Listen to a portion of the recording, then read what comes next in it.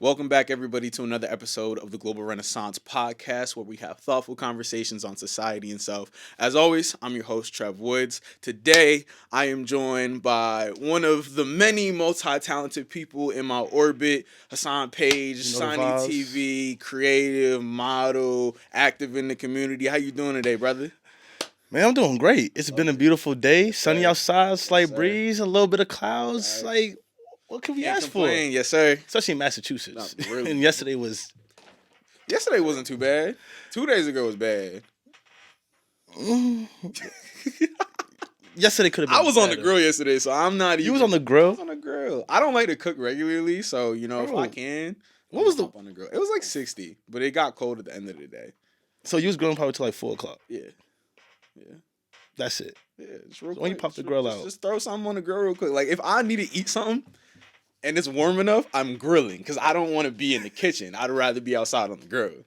That's fair though. You get what I'm saying? Now grill vibes is the vibes, and You know that's me? I just take my speaker, roll myself a little you know what I'm saying? I'm good. But the real question is though, what was on the menu? Nothing crazy, just burgers, dogs, jerk wings, you know what I'm saying? Keep it calm, you know what I'm saying? Jerk wings be busting. Wings go crazy, bro. Jerk wings be busting. You know what I've been realizing though? Not a lot of people could really make good jerk chicken though. That's facts. And it's like I had some jerk chicken probably like 2 weeks ago. I was at the YMCA in Roxbury. Like they was having an event that Saturday. They had Jamaican Me Hungry, I believe it was. Mm-hmm. They had like a little I'm not gonna lie, I don't like their food. No disrespect, but I don't like their food. no disrespect. Actually, on behalf of the Jamaican community, it wasn't the move. It wasn't it. The mac and cheese was neon green. Ooh. Yellow. That's bad vibes. They say we're not very good at making mac and cheese, Jamaican people. What? That's what they be saying. That's what they be saying about us, bro. It's crazy. No. Wait, what? No. Bro. I feel like anybody I know who's like really traditionally Jamaican, like raised for real, Yeah. mac and cheese be busting. I'm confused. Like, It's just slander. They want to slander the best island in the West Indies. It just is what it is. and that's really That's facts. really though. what it is, bro. Like, that's really facts though. We do have some like the best seeds. I will say though, Haitians probably got some of the best rice. I will probably low key give them that. Like they rice is, if it's not one, it's two behind the rice and peas. All rice. Fact. You feel me? But they rice is busting. I had some of it for like what the second time in my life yesterday. I can't lie. Haitians could cook. Like they food be going. They don't- They food be going. Bro, they They beans. patty's be- not better than ours, but they food be going. Yeah, I think we're really undefeated. Seafood, patties, Not even a discussion. chicken, Facts. veggies, It's not even a discussion. breakfast meals. You're acting selfish. Bro, what? Like, what are we talking about? Chef's Feel me? kiss. Like, it's just- We're undefeated. it Never just lost. is what it is. May tie, but we ain't never lose though. Never lost. Anyway, let's stop stunting on them. What's been on your mind? What's been going on in Sanii's world, bro? What's got your attention? What's got you interested? What's got you upset, man? What's going on? Man, so it's really been like what I've been realizing. What I realized also this month is it's just another month for like mental health awareness month, Mm-hmm. and that's definitely something I wanted us to talk about. Even ask you some questions to see like about your own mental yourself. How Mhm. often you talk to people? If you got someone to talk to, how like do you open that up to people as well? Mm-hmm. And because it's like also at the same time with this being like a whole podcast situation with me working at Teen Empowerment, we just opened our own boutique studio Yep. in partnership with Snipes. So I feel like that's also dope. And then like also like last weekend we had our peace conference and then bonding with like the youth there, like also just being that mentor for them to talk to. Yep.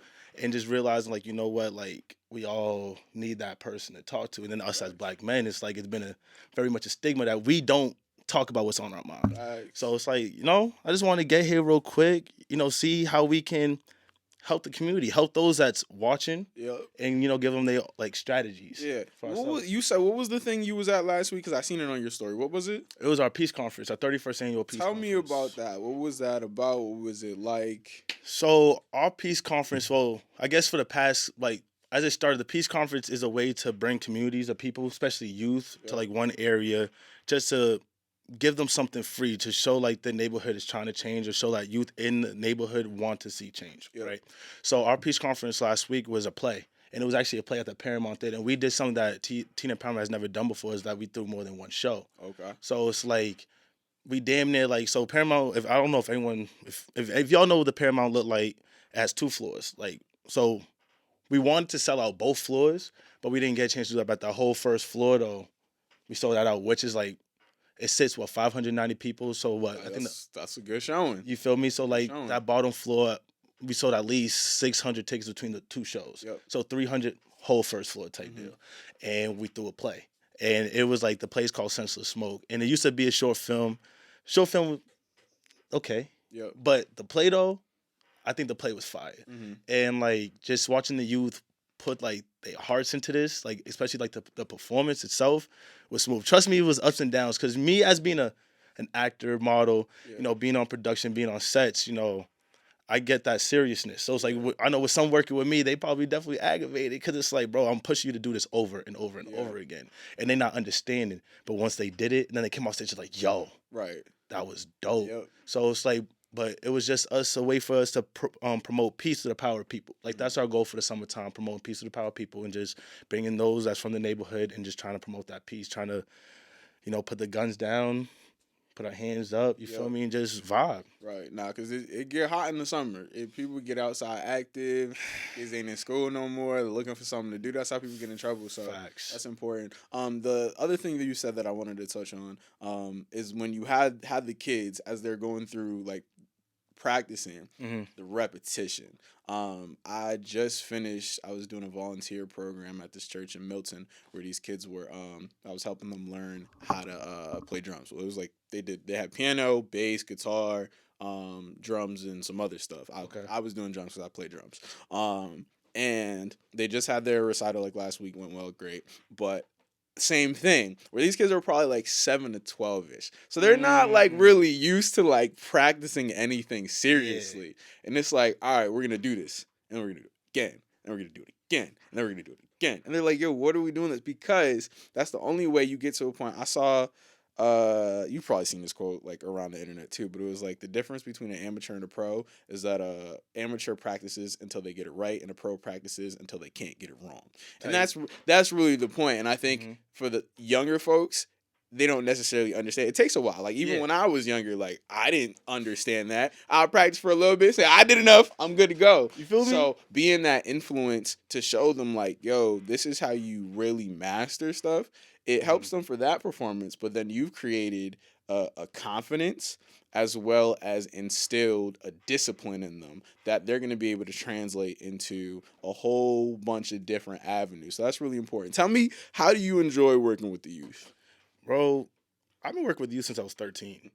When you were a youth? You feel like to think about it, like my first job was at the Boys and Girls Club, and I was working summer camp. Yep. And I was working with like the younger, like the little kids. And then as I got older, I went from working with the Boys and Girls Club to working at the church, doing their summer enrichment program. And then I went back to the Boys and Girls Club. Yep. You feel me? I tried to do like the little corporate. I had like I had a marketing internship when I was like probably 16 years old.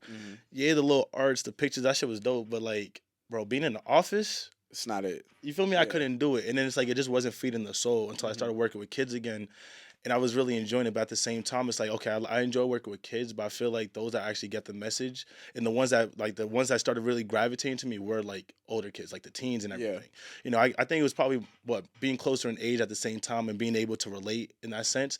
So it's like I was like, you know what, I want to work with teens more, and that's how I ended up at Teen Empowerment. But with them as well, they also do more community engagement. And that's something I've always wanted to do. Like being from Roxbury, I wanted to make a change in Roxbury. Yeah. Seeing the gentrification happen in Roxbury, it was like, bro, what? They tore down when they tore down Nelson Mandela mural, I was like, what the hell? What are you doing? You feel me? And then I remember, I think the freak, one of the home, I forget one of the homes, I forgot what it was called, but it was one of the homes in South End. And it's not supposed to be torn down, but they tore that down too. Yeah. In the South End. And the Harriet Tubman home. Yep. That one. It was in the South End, and they tore that one down too. And that's like, these landmarks are not supposed to be landmarks. That's supposed to be touched. Right. But they are. You get what I'm saying? And I feel like these are vital parts within our community. So it's like, but also being a part of Teen Empowerment, like literally my first weekend, they had 2 events, all about mental health, right? And like the first one was an open mic where all the youth, like literally this is my first time really seeing the youth in action, and they had poems, they had songs, they had raps, and they was just performing them. You know what I'm saying? They had speeches, like talking about what mental health meant to them, songs all talking about what mental health meant to them, and then people in the crowd going up, delivering their own pieces, feeling touched and moved. And then we had a whole fair, mental health fair, where we like the different partners, like different places these are places that's in the neighborhood that I never knew that were around, but they all came, put these tables up, and was like, we have these resources. If you need these resources, reach out to us. Because it's like they're taking away little resources like that Walgreens that's over there on Warren Street that people will go ahead and get meds. Like they do free shots. I got shots there when I was young. Yeah. You get what I'm saying? So it's like they taking all this stuff away and not giving us the resources to replace that or let us know where we could find these resources. You get what I'm saying? So it's like teen empowerment brings that new thing of community engagement. And it's like me personally, like I never really knew teen empowerment was there. You get what I'm saying? And it's been there for 31, 40 years. Yeah. You feel me? That's my whole life. Right. It's longer than your life. Exactly. Yeah. So it's like, bro, not knowing that's a thing. Like this is what they've been doing. Like this is something that people could have really been more engaged with. Yeah. So it's like my goal for the summertime is to like let's make do sure this. that people know. Yeah. You feel me? One, we are here. Two, we're gonna get involved with the community and then get the people that I know more involved with the community as well. It's like, bro, this is where we're from. You know what I'm saying? Whether we move out or stay, I feel like us having that voice within our community and trying to keep the culture there, but also not keep it the same way, but also build it up. Improve it, yeah. You feel me? Whereas instead of them, like, they're like, you know what? People don't care. We're going to move y'all out. And that's like the big thing. Gentrification has been a big thing for me, for like growing up. And it's like, bro. You literally watch it happen right in front of your eyes. Exactly. Yeah. Growing up in Grove Hall, I remember calling my mom. I was walking. And I think the day before, like, the bus stop had got shot up. You feel me? So my mom was like, don't get off at that bus stop, get off at the next one. You know? And everyone knows, like, that bus stop that's right there. That's where the old public library is. That's right across the street from the Mad Rags. Everybody knows what that one is. That's right next to the post office. And I had got off at that bus stop. I thought my mom knows I want to go to Flames. Grab some food. Be like that. You feel me? Then I got off at that bus stop. And I tell you, I was walking, and I see the white lady jogging with a baby stroller. That's how you know. And I called my mom. I said, Mom. She like, what? I said, there's a white lady jogging with her baby stroller, bro. She said, what? I said, yes, bro. There's a white lady jogging with a baby stroller, bro. And then last summer, seen a group of white people rollerblading and roller skating through freaking, Geneva. Over there in Fields Corner. Bro. Everything is gone. Bro, I remember, like, people don't understand that, like, as much as I love to see it it's like a toss up because, like, you know, your community is safer, but at the same time, it's like those that make the community are gone. Right. You get what I'm saying? So here's the thing with that, because I feel like that's always been the dynamic where the black communities tend to be the less safe ones, but it's not because of the black people. It's because there are no resources or opportunities in that community. People only resort to crime when they don't have anything else that they can do, right? So when people are low on opportunities, when there's no jobs, well, what do people do? I gotta make money somehow. Drugs and other illicit activities, and that's what brings violence. So for me, I've always looked at these things as like, there's a very clear solution. Like, you have to invest in these communities. And what happens is, it's super interesting. I remember in high school learning about the suburban flight, right? That happened like in like the 70s, 80s, right? And now they're just going the other way. So when black people came to the city, there's like, we're out of here. We're going to the suburbs. And then the city starts springing up. All of these different things start happening. There's community and stuff like that. They're like, actually, we want to go back there. Y'all get on out of here. So the level of I think just disregard for our communities, for the people in them, that's the worst part. Because again, people live here, right? You displace them. Where are they supposed to go? You price them out of their neighborhoods. Where are they supposed to go? Facts. And you know, I got two things to add on to, like, the displacement. Like, there's this place that's over there in Dudley, now called Nubian Square. The fact that they renamed it is how you know. Facts. But they don't want to rename Faneuil Hall. But hey, man, that's another thing for another day. Like, let's call a thing. Faneuil Hall's where they also sold black people. Like, that's that. You can't escape it. You feel me? Yeah. But in Dudley, there's a place I used to get frequent breakfast spots. Other than Silver Slipper. Silver Slipper, they better not touch. That's a staple. But there's another place called Mario's Subs, and I just found out like 2 days ago that the landowner over there raised the rent so high that 3, 4 shops in a whole row, like there was a corner store, a clothing store, the sub shop, and I think it was like another like a small hair store or something that was over there. They raised the rent so high that they had to go. Yeah. But mind you, Mario's shop has been there since the 1940s, 1950s. It's a family-owned spot. It's really a staple in the community. You feel me? What's that? 70-something years? Almost Like 1950s? 40s, like 40s, 50s. Yeah, that's like 70, 80 years. Bro, you've been there. Like that kind of like that sucks because it's like this is your dad's spot. Right. Like you like it started with your own family. Like it's in your family. Like I definitely seen like the family in there. Mm-hmm. You feel me? When I would go grab breakfast. And it's like just a thing, like, yo, they really price you out of your own space. Like you practically probably grew up Literally working here. Yeah. Like this is what you know. Like in the community, it gets passed down from family to family. It's not just their family either. It's all the families in the community. Yo, my dad, this was his favorite shop. This is his favorite sandwich. Now that's my favorite sandwich. There's so much value in that gets left behind because of the relentless pursuit of capital. Facts. And it's like when you go in there, you knew it was like a family spot because it's like they had pictures of old Dudley when like the train was not on the floor, but the train used to go through there. They had like all the shops that used to be around, those pictures. They had a sign that was like, we can no longer give credit to you guys in the neighborhood. Like y'all gonna have to like pay. Like meaning like people used to come and be like, yo, I could pay some you. IOUs type you shit. feel me? Like bro, what? Like how long has that sign been up for y'all to put that up there? Like y'all used to get people in the neighborhood because you know they came frequently and you probably knew that they would really like. They would come back, yeah. You feel me? So it's just like, but then you had to stop doing that because that's probably because the first time they jacked rent up. You feel me? And it's like, that's a thing. And it's like, that displacement is, I don't know how I feel about it.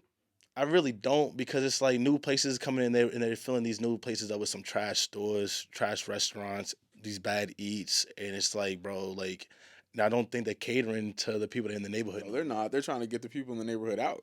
Facts. They're trying to get them out. You feel me? And to also counter like the resources out, like because I've been working with youth, I've been in like these certain spaces that me as an adult I probably would never really walked in if I wasn't working with youth. Like I don't found out that like they hold town hall like neighborhood meetings in public libraries. Did you know that? No. In public libraries, people don't go to public libraries like anymore. Right. Like people go probably like when they're young just to get the little library card. Library card. Yeah, you might go once or twice, but yeah. You feel me? But they have neighborhood meetings in these public libraries where like they vote on stuff. Like I found out they did that voting. Like you know how they want to expand Blue Hill Ave and whatnot into like those lanes. Yeah. They did a voting at the freaking library that's over there underneath the Burke, bro. That's over there. Yes. Like last month. That's how they passed that by doing voting. They don't pub it. They don't pub it. Exactly. So it's like if you know, yo, that's how it be. And it's like that with that and all these other type of resources where it's like you said, all of these things are around, they're available, but they just don't tell you. They just don't tell you. And it's like if you really want people in the neighborhood to know, like, why is it just in the public library? Like, you know, people are not really in the public library. Like, go to the food spots where people actually be sitting at. Go to the bus stations and stuff. Like, or hold it at the library, but tell people at the food spots. You actually got to go out and do the legwork to tell people like, yo, this is what's happening. This is where it's happening. This is when it's happening. This is how you can participate. But that's what's not happening, so that nobody has any idea. I'm sure people will be like, I'll go to the library to vote. It's probably not the fact that it's in the library. It's the fact that don't nobody know that it's in the library. You feel me? Like, so it's like you're telling me like damn near I might have to check in the library just to know stuff's going on damn near every other week. Right. Because it's like, they're not putting it on the news. They not sending they quick to tell you notifications about sports. They quick to tell you like there's a shooting going on in the neighborhood, but they not quick to tell you like what routes or what steps I could make to change that. Yeah. You feel me? And then like that's an issue. Like we over here like, bro, these politicians talk about the wrong things. Like like, bro, what? They talk about the wrong things. Like, bro, we want lower rent. We want everything to be accessible, but you're taking the stuff that the city needs. It's $200 a week on groceries. What are we doing? What are we doing, bro? Nah, okay. So I hate politics, and it's funny because I majored in political science. And part of the reason I hate politics is because I majored in political science. And you start learning stuff. Like when you really dive deep into like what happens in government, it's like I can't even be bothered to pay attention to this because there's like this is gonna be really crass, but they're actually like shitting on niggas, like pulling their pants on and defecating on niggas, so they don't give a fuck. It's just they don't give a fuck. They don't. And it's like you see it because it's an election year, right? It's a presidential election year, Bro. so you see all the pandering that's happening, and niggas are talking about the wrong stuff. Mm-hmm. Yo, nobody can afford to live. The Especially average in the city. It's like, Boston is, I think, Yo. number 3. It's number most 3 now. expensive. It's But number 3 now. it fluctuates between 2 and 4. Like it's always somewhere in the top 5. And it's like I think there was an article. You might have been interviewed for the article about how young people are leaving Boston. Yes, I did that last year. Yeah, but it's true. And I had another friend who was talking about this. Like, yo, one, culturally, like we were saying, like there's not, especially for like, you know what I'm saying? For us, there's not a lot of stuff that's geared towards us culturally here. Like the white people love it. You know what I'm saying? They got Fenway, they got the Brewers, they love it here. All the bars in the freaking downtown is catered You know what I'm to saying? them. It's Irish, they love it. But for us, it's like it's expensive. Yup. And then on top of that, there's not a ton of opportunities for us to gather, be ourselves, build community. So it's like, why would we stay? But the problem there is that there's actually a deep and rich history of black people in Boston. Facts. Right? And when you lose that, you lose the character of the city. Mm-hmm. And I think the people who are making decisions, they may not care about it right now, and it may not manifest in the next 5 years or 10 years or even 20 years. But at some point, you are going to see an effect of all of these people who contributed something to the energy of the city having left. Mm-hmm. And I think that's a problem. And I think that's the problem why people who are successful from the Boston area don't come back because of these things. The culture is not I guess conducive for them to be able to grow themselves past a certain point. So people will be in Boston, they'll do certain things, they'll get a certain level of success and feel like if I stay here, I'm stunting my own growth. And like while I would love to tell someone, no, you should stay in your community, it's like, how can you tell somebody to like stunt their own growth? Facts. So the infrastructure, the way we invest in the community, and the things that we invest in the community, I think is something that needs to be reevaluated by our politicians. But they don't care because they're just trying to get reelected. They're trying to get their campaign money, right? So they're voting in interest of the people who are trying to buy up all these, lots to build commercial real estate and build luxury housing. All the luxury housing is vacant. Nobody can afford a $3,500 one bedroom. Like why are we still building these? Bro, when minimum wage is like $14, $15. Is it? I thought it was up to 20, but even that. Is it up to 20? It might be. It's either 15 or 20. I think 17. it's 15. Something. Actually, yeah. Let's look it up. Feel me? That's what Google. Because I remember the it went up to 15 like 20. This was 17 or 18 or something like that. So I don't know if it kept going up or not. But nah, bro. What is it? $15 per hour, bro. Yeah, I mean, what do you like 15 an hour times let's call it 40 hours a week times 40 times 52 weeks in a year. That's 31,000 before tax.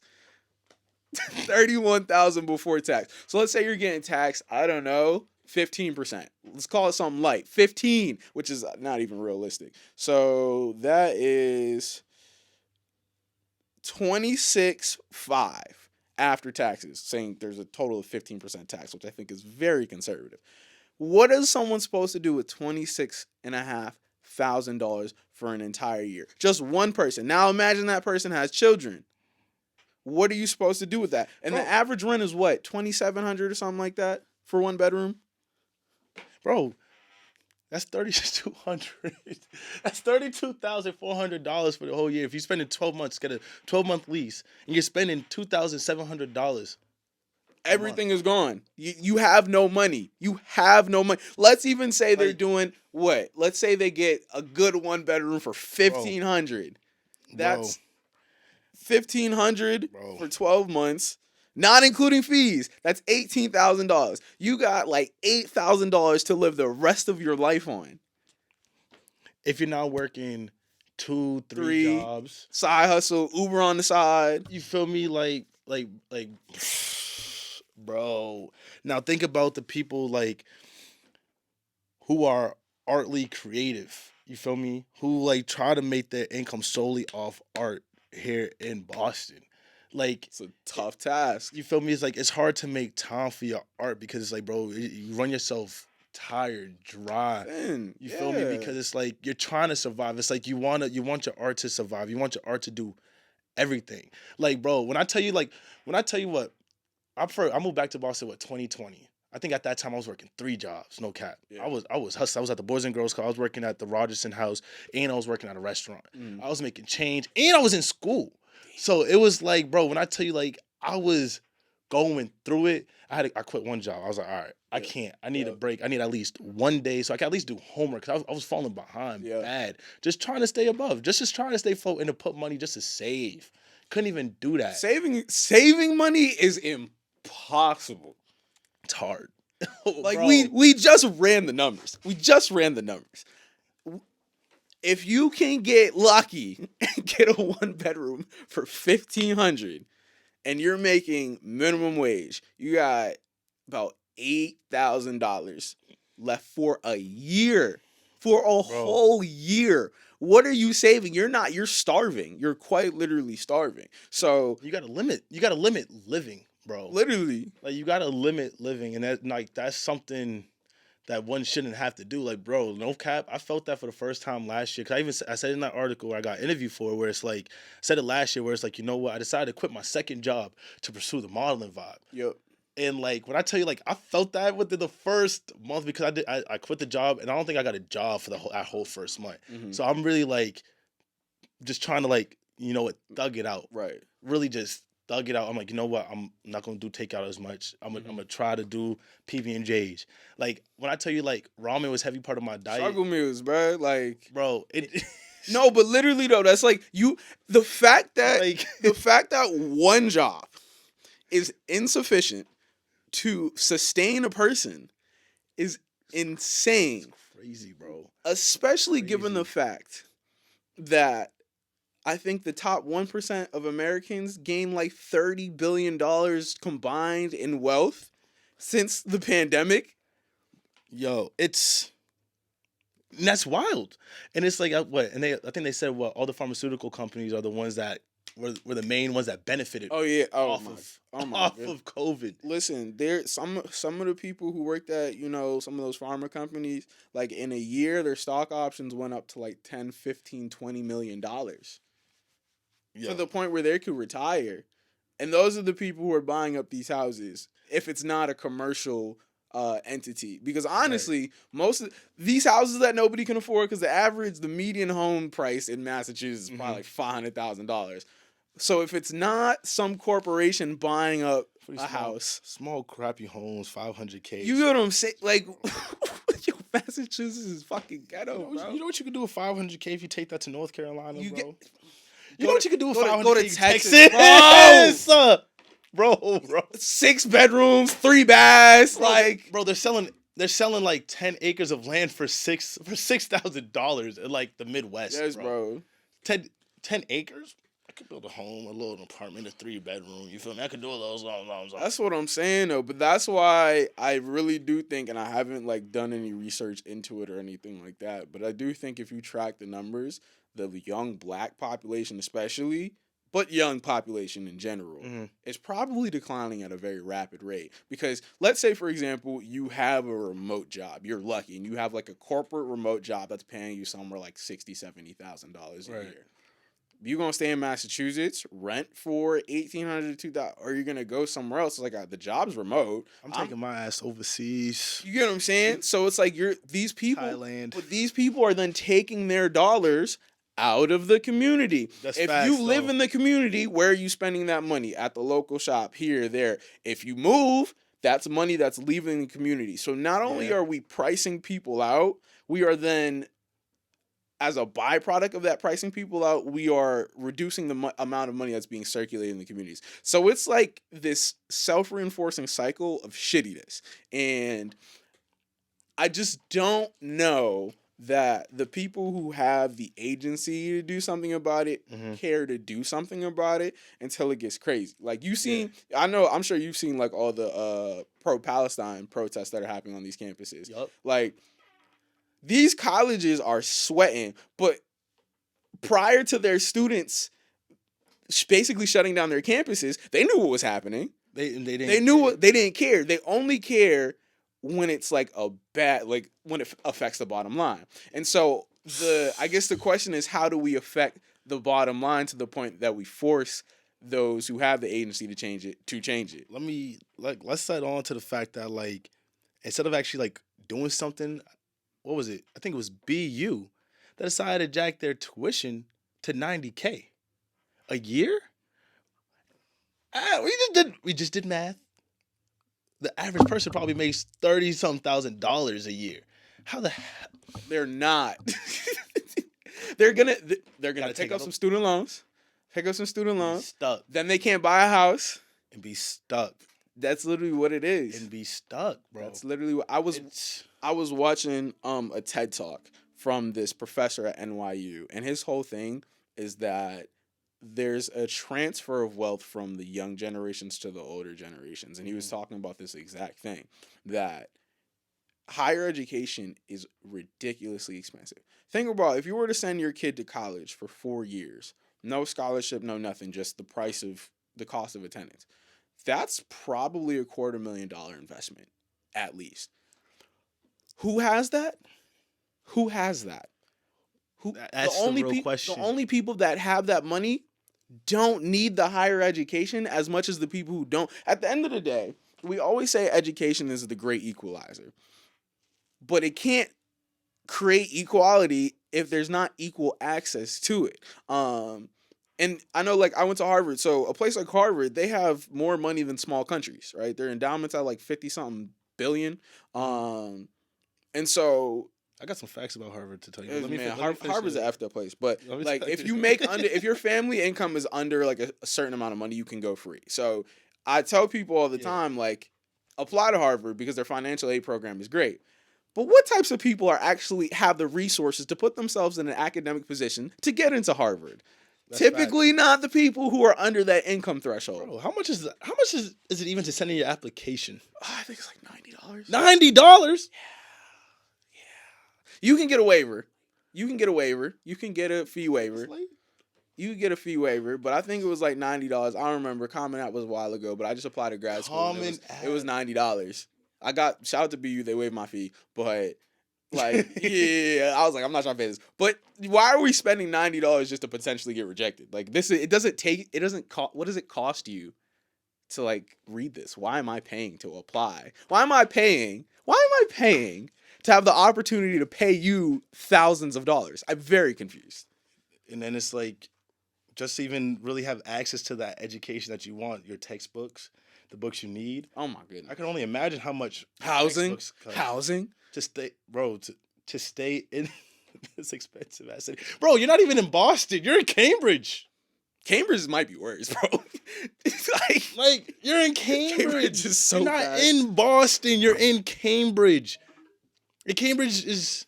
Nah, Cambridge is pretty up there too. Like it's like Boston and Cambridge like behind. Bro, what? It's crazy. No, it's, the whole greater Boston area is turning to basically a haven for really educated white people. Like if you look at the suburbs directly outside of Boston, in Wellesley, Milton, look at the median income. Look at the median income of these places. It is so high in comparison to, and I remember back in high school, we used to have this conversation all the time because I went to basically an all-white high school. Me too. So we used to have a conversation with kids trying to explain like, yo, what is actually happening because you have no idea. Boston at the time when I was in high school, and I haven't checked since, but it was the 7th most segregated metropolitan area in the country. It still is. Like I wasn't sure if it went up or down, but it still is. It's like you have top 10. You have these pockets. Like on the aggregate, there's so much money in the greater Boston area. But it's concentrated in certain places. And that's not where we're at, right? You go to the places where we're at, what businesses are being what business licenses are being granted there? Right? What new educational opportunities are being presented? So when it comes to investment in the city, I know we got a new mayor, she talking this, talking that, whatever. But like realistically, what are you doing? Because that actually benefits the city. I will say that Boston is no longer 7th, we're 18th. And the new 7th is actually Miami. That checks out. You feel me? And number 1 is actually Detroit. That checks out. And what else was I about to say? You know, it's funny to say because I used to work with somebody when I was working at Daryl's Corner Bar and Kitchen, and Shout out to Daryl's. Shout out to Daryl's, and she said that growing up, she didn't even think black people lived in Boston. Nobody does. Nobody outside of Boston knows there are black people in Boston. And that's like, it like blows me because it's like I grew up in a neighborhood where it's like, all black people. You feel me? You know what's crazy? You know what's crazy? I didn't grow up in the city. I grew up in Stoughton, but I went to church in the city. I went to church in the city, so it was like I would, you know what I'm saying? My church was in Jamaica Plain, but it was right by like Forest Hills. Over there right? in JP. Yeah, so it was right by Forest Hills. So like we will always stop at PNR on Blue Hill on the way up because that's how we had great eats. So I didn't even know Boston was a white city because my experience of Boston was the black parts of Boston. But if you talk to anybody, who's not from Massachusetts, and you say there are black people in Boston, they'll be no, there's not. Like, bro, I'm that black person from Boston. But I'm telling you, this nigga from Boston. But if they visit, they won't know that because where are they going to visit? They're not going to Dorchester. They're going to Cambridge. They're going to the south. They're going to Southie. They're going to Back Bay, Seaport, North End. They're not seeing Downtown. black people, but that's where all the money is. Chinatown. But that's the problem. All the money is in the places that the black people are not. Somerville. All the investment is in the place. Apparently, Somerville used to be a black city. Like, and Malden is actually the most racially diverse city in Massachusetts. Yeah. Malden. Crazy.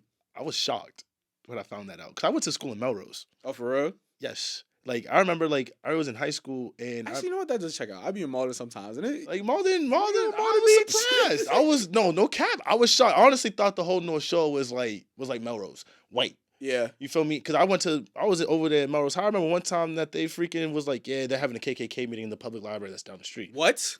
Yes. Bro, Yo, did you know? Meeting in the public libraries. Bro, did you know that the Klan actually originated at Harvard? Yeah, that checks out.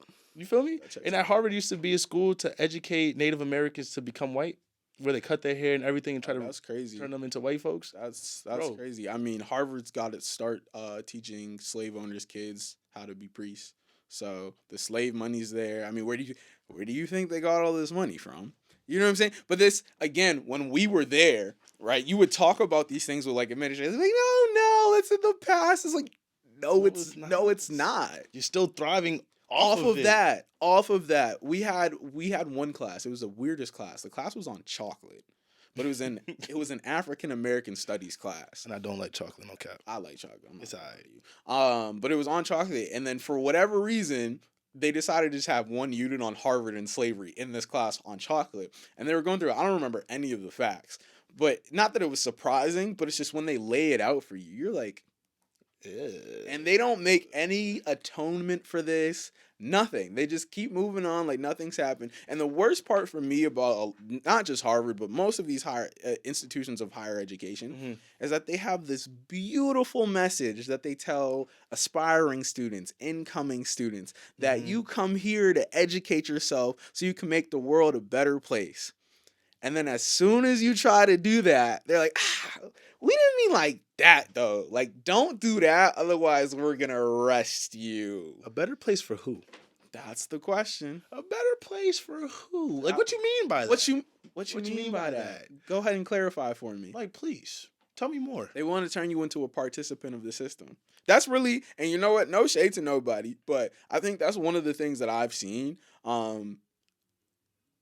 Really elite institutions, when you have the few people who are able to overcome, like coming from a lower resourced background to make it to one of those institutions, they're basically faced with a choice of keep it real or sell out. Now I'm using those kind of as quotes, but the idea is that you can either try to participate in the existing system, which is part of the reason why you grew up in and the people around you grew up in a disadvantaged position. So it kind of feels like you're turning your back on where you came from. Or you say, I'm going to keep it real. I'm going to decide to not participate in that system and then leave yourself vulnerable to staying in that same disadvantaged position. So I really do look at these schools more so not as places where people are going to improve the world, but rather just kind of tracks to different positions,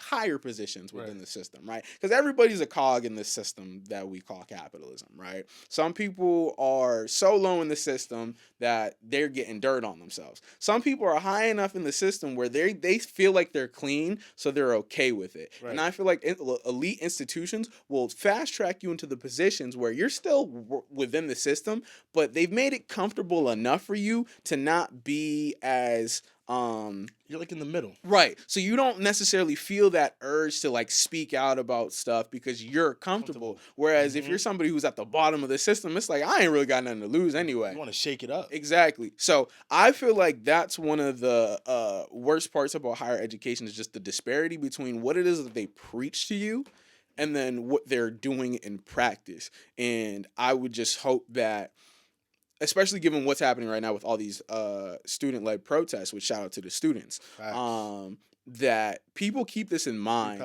Free Palestine, free everyone locked, the free Congo, you know what I'm saying? Free everybody, you know what I'm saying? Free all the oppressed peoples throughout the world. But I hope that seeing this in real time, the misinformation, right? The way the censorship, the way they're trying to ban, we cannot afford groceries and housing, and they're trying to ban TikTok. That's how the issue. But you understand that's how people eat. It's a lot of people who are eating off TikTok. Bro, that's how they're making their money. That's it. People are feeding their families off TikTok. We're already going through a cost of living crisis, and you're trying to ban away people are feeding their families? Because TikTok is actually the fastest way to get information now. TikTok is damn near as fast a search engine as Google. No. If YouTube, like it's under up there, a certain age population, TikTok is the number one search engine, over Google. Yeah, like I worked with 6 tutorials before I was at Teen Empowerment, and they was on that TikTok every day. All the time. TikTok was a frequent thing. All the time. And it's like they come and hit me with new information. I'm like, bro, that's ain't no way. Then they show I'm like, interesting. Right. Like, bro, like, and it's like you want to sit there, you're like, damn, you shouldn't be seeing this, you shouldn't be seeing this. But it's like at the same time, it's like it's the real world. Facts. It's like if they're not seeing if they're not like if teachers ain't gonna talk about, schools not gonna talk about it, somebody you gotta learn it. You gotta learn it some way, somehow. Like it's crazy, and it's crazy. We're talking about these institutions. We talk about the money getting funded to fund Israel and these overseas like conflicts that really have nothing to do with the United States. To think about it doesn't have anything to do with United States citizens. It has everything to do with United States political and economic interests. But that's because what all the little oil rigs that they want to have control in the Middle East to make our money. Right. We know. You feel me? Right. And I did some research, and I found that like all this money that they have sent to Israel, that money could have paid for healthcare for every citizen in the United States, could clear student loan debt, and every student in the United States could go to school for free. And I think at least bump housing down to so much. Like, but it's like their mind is in the wrong thing. It's like because they want like a world control. They want to have some kind of control, and it's just like, So there's a lot going on in terms of systemic control and who answers to who. And I want to kind of put a bow on this conversation by bringing it back to what you were talking about at the beginning, mental health. Because what happens when you have a bunch of young people who look at the world around them and see that it's rigged against them? Yeah. What do you do? How do you maintain your own sanity? So for you, you're working with students, but you're also a young person yourself. When you think about all of the things that we just spent all this time talking about are wrong and unjust, how do you maintain like a level of personal sanity and peace given what's happening? Honestly, I just do what I love. You get what I'm saying? That's become, excuse me, that's become just being outside. You know, enjoying like the little things that surround me. That's like being with my partner. That's like playing basketball with my friends. Just and also trying to find the little things to enjoy to keep me sane. You know, trying to find the little things to like help clear my head. and not try to dwell on it. Yes, I'm gonna always feed myself the knowledge and always do that research, but it's also trying to find like the younger generation new ways to cope. Mm-hmm. You know, like hence this year started. I haven't been smoking weed like that. Mm-hmm. I don't drink as often. Like I take a shot and I feel toasty. You feel me? It's like it's gotten to that Yeah. point. And I'm just trying to find like a healthier way for myself. Mm-hmm. And it's just like trying to discover that and knowing like now realizing like those years of me smoking weren't just because like, oh yeah, I wanted to smoke socially. You coping. You get what I'm saying? Yeah. And it's like it was also not being healthy for myself. Like, bro, it got to points where it's like I smoked so much, I'm like, damn, I can't even run up and down the court, bro. Yep. And it's like, bro, I love basketball, I love playing tennis. It's like I can't even do that for an X amount of time because it's like my lungs hurt. Yep. What the hell? You feel me? And it's like it's not a good feeling. And just trying to change that for like the youth to be like, bro, there's other ways for you guys to cope. There's other ways. And people now, like especially now, there's people that you could talk to and no one's gonna judge you about it. You know, maybe it was different like for us growing up where it's like people would judge, you know, people would like to nitpick, make fun of. And that's not because that's not our fault. That's because like that's what they got prior. taught. Yep. You feel me? But now it's like we're this new generation and we're like, no, funny. We need this help. Like why this is not funny because it's like why are we're watching people that look like us kill themselves when they really could have just had some help. Right. If they really just needed someone to talk to. Mm-hmm. And it's like we need that. You know, I try to always be high energy, you know, try to be that positive thing because you never know what a person goes Right. to. Yep. You never know. You get what I'm saying? It's like we had a whole thing early this week with our youth and like we was just giving feedback and whatnot. And one youth was like, nah, this person should have been doing this. And then the person was like, you know, another young person, like we were trying to give them that room to be able to talk to people, like give that criticism, that feedback, but in a healthy way without it looking like this is an argument, like I'm trying to talk to you down. And they was like the way you just sounded was like, they were like, that sounds really selfish. Nor did you ask me what the heck I was going through at home. Right. Nor did you know what I personally was going through. You get what I'm saying? And then after finding out what that person's going, he's like, oh, damn, I didn't know that. And it's like, you never asked. You're not even talking to me about it. Right. But it's also at the same time, it's just like being willing to open up. Mm-hmm. You get what I'm saying? If you're not willing to open up, or if you don't have those people that you feel like that you can open up to, it makes it hard. Yep. And like that's really like a hard thing. It's like especially like I feel like for young black men as well, like because of like what we grow up around, what we see certain adults, what people make fun of. It's like when you open up, it gets laughed at. Like, damn, bro, like you got stuff in your mind when you talk to yourself. It's like, bro, like. You know, and that's not, it's truly not funny because it's like that person, that young brother is really going through it. Right. You feel me? That young brother really needs somebody. And like, you could be the reason why he either walks across that bridge or jumps off that. Right. You get what I'm saying? Like, you can be that last little reason. That little compliment you give somebody on the train, that person was probably thinking about risking it all. But like you just giving them that compliment, you just giving them that smile is the reason why they're gonna take one more day. You get what I'm saying? And it's just like just trying to spread positivity and love, you know, and not that despair. And me, like, yeah, I do tend to sometimes find my own battles myself, but this year has been a year for me of like trying to connect with friends, trying to really like build these relationships. That's another reason why I wanted to do this podcast, because I know you've been doing it for a while, and I know I've myself have been really disconnected from a lot of like my friends, but I'm like, you know what, this year is a healthy year for myself. It's been a process for me. So it's like I don't want to just have my partner. I want to be able to be like, you know what, I have this friend I could talk to. I have this friend I could talk to. And it's not even just like for us to have a conversation. Let's go out and do something. You feel me? And it doesn't need to be out like we go out for drinks. Like, bro, let's go out and vibe. Let's go out and hoop. Let's go out and go do certain things that we like to do for fun, bro. Because it's like as much as people say that there's nothing to do in the city, now that we're older, there's everything to do in the city. You got to just go find it. You get what I'm saying? And it's like we can go do those things. And it's like that mental health battle has been a thing. You get what I'm saying? But like, as I said, when the youth had their fair and had like that open mic, that opened it up for me as well. Like, you know, Cap, like, bro, you're never too young. You're never too old to start putting your own mental health first. And like, there's people that care. There's people that actually give a fuck. There's people that want to see you do good. And, you know, you just got to find those right people. Like, I've stopped talking to a lot of people. You get what I'm saying? And now I'm just trying to surround myself with people that are great vibes, high energy, and one that want to work artistically, but also the ones that want to like see themselves do better. You get what I'm saying? And not just better for themselves, but better for those that are around them. You get what I'm saying? Like, I don't want to win. Like, I want to win. But not, I mean, not by yourself. You want to win together. Exactly. You feel me? Like we're here together. I'm like, you know what? If you was to be like, yo, I need you to do this, bro, what's up? Because like we boys. We did shoots together. Bro, you came to the crib, ate outside. tacos. You Type feel me? shit. We like for me, it's like we've had our vibe. So it's like if you need some help on some, bro, hell yeah. If you need me to come do some, hell yeah. I'm not like, bro, and it's like I feel Yeah. like a lot of young brothers need those kind of relationships. For sure. You feel me? And it's like I feel like a lot of people don't. Yep. And me personally, I feel like I didn't for a long time. But it's like at the same time, I'm like, you know what, bro? I probably do. But it's like, but me trying to separate and like think I have to fight stuff alone. Yep. You get what I'm saying? Nah, I totally get what you're saying. I had the same problem, and I still low key in the same way. Where it's like if I'm going through something, I'm not. You won't know. I'm not telling nobody. Mhm. I'm gonna thug it out myself. But then I'll be the same person telling people like, nah, you should really express yourself and be vulnerable. So I'm low key a hypocrite. When it comes to that, but I do think, especially as black men, like you get taught, whether it be intentionally or unintentionally, that you have to be a certain way. You're supposed to be a certain type of way.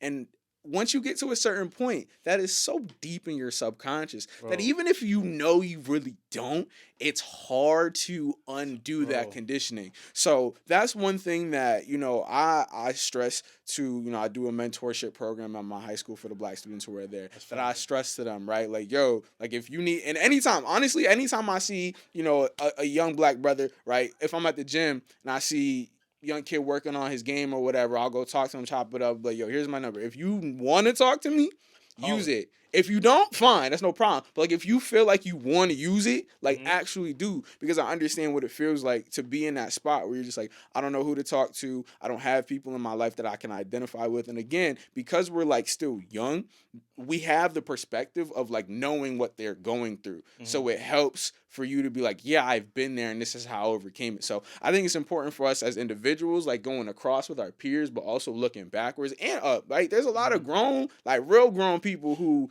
you know what I'm saying, it was not okay for them to talk about nothing growing up. Facts. So they're sitting there holding all this stuff in too. So I think just this idea, like you said, of moving with love and creating community and creating space for people to be open and honest, that's really how we move forward together. Facts. So I don't know if you had anything you wanted to wrap with before we close this out, but I think this was a really fantastic conversation. Facts. I think I wanted to finish with even just finish off like especially like with youth. Whoa, I didn't, but I think I knocked it Be over. doing that sometimes. Yeah, I just wanted to finish off like with one little piece that I actually learned. Like I did a raise the age rally to raise the age from incarcerated youth go from what 17 to 20 years old, because like when youth who are incarcerated from between like the ages of 16 to 18, they get tried as adults. Right? So I had just found out myself, it's like you send them to these adult prisons and then they come out and there's nothing that changes because they're not doing anything to teach rehabilitate. them. Exactly. Whereas finding out that those who are ages from 16 to 23, 24 are most likely to change their ways if the right process is there, if the right proper rehabilitation steps are taken. You get what I'm saying? So it's like, that's why I'm like, you know what? I'm going to work with these teens, because it's like, if they think that only one way is that way, mind you, I done had my own ways. Right. And then I done seen certain ways and I was like, bro, this is not that's not the way. You feel me? And I've seen certain outcomes. I'm like, bro, this is not the outcome that I want for myself. Right. You feel me? Like I want to have kids. You feel me? So it's like I want to be able to see my kid grow. So it's just like just making sure that they know like it's never too late. It's never too late to change whatever's going on, no matter what age you are. But those who are young, you are the most likely and the most easily influenced to either go one way or the next. And like those choices that you make do affect you going forward. But it's like whatever choice that you make in that moment, like take that process, learn from it, and then just keep on building. And just like make sure you don't make that choice again. You get what I'm saying? How's that quote go? It's like first time you make it is a mistake. Second time it's like a choice. Yep. You get what I'm saying? So it's like don't make that same mistake twice, because you're not learning the lesson, or else you're gonna keep on repeating it. You're gonna keep getting the same test until you pass it. You feel me? And shit. And trust me, you think that's gonna be a hard little test? The ones after that, I go crazy. And another quote I always leave with my youth as well, leading up to that peace conference, was like, you don't rise to the occasion, but you fall to the level of your training. So if you want to do better, find the knowledge to be better. Train your mind, train your body, train your soul, and better things will come. You feel me? You're not gonna. People think that they can rise, but if you practice for it, there's no need to rise. You're already at that level. You get what I'm saying? That's it. Like you're gonna conquer. I like that a lot. Yeah, I love that quote. The first time I read it, I was like, I love this. Fall to the level of your training. You feel me? Do the reps, do the work. And do it again. You will enjoy the fruits of your labor. Oh my goodness. That's it. Pastor Sanii came in to preach today, boy. Oh man, this has been a fantastic episode, my brother. Yeah. I appreciate you for coming on. Where can people find you at? Man, primarily on Instagram. You can find me on Instagram at SaniiTV. That's SaniiTV. No, not Sony, not the game. I'm tired of that. It's Sanii. SaniiTV. Okay? I'm on Instagram. YouTube will be coming out, and it's still going to be SaniiTV. It's the same brand everywhere. Y'all know the vibes. It's SaniiTV. Get it right. Two eyes, baby. Literally, if you just need me on social media, it's the same everywhere. SaniiTV. Stop playing with the boy. That's it. Stop playing with the boy. Come on. Y'all know where to find me at. Same deal. TikTok, Instagram, Twitter. It's all the same. _Trev Woods. Make it simple and easy. The podcast is on TikTok and Instagram at the Global Renaissance Pod. Tap in with me. You know what I'm saying? Make sure you like the video if you're on YouTube. Subscribe to the channel. If you're listening to this on an audio platform, review, rating, 5 stars. Thank you very much. Share this with a friend. If you're listening and you're interested in collaborating, coming on the pod, holla at me. You know what I'm saying? Holla at the boy Sanii. Come on. And I'll tune in with y'all in the next one. Man, thank y'all for coming. Yes, sir.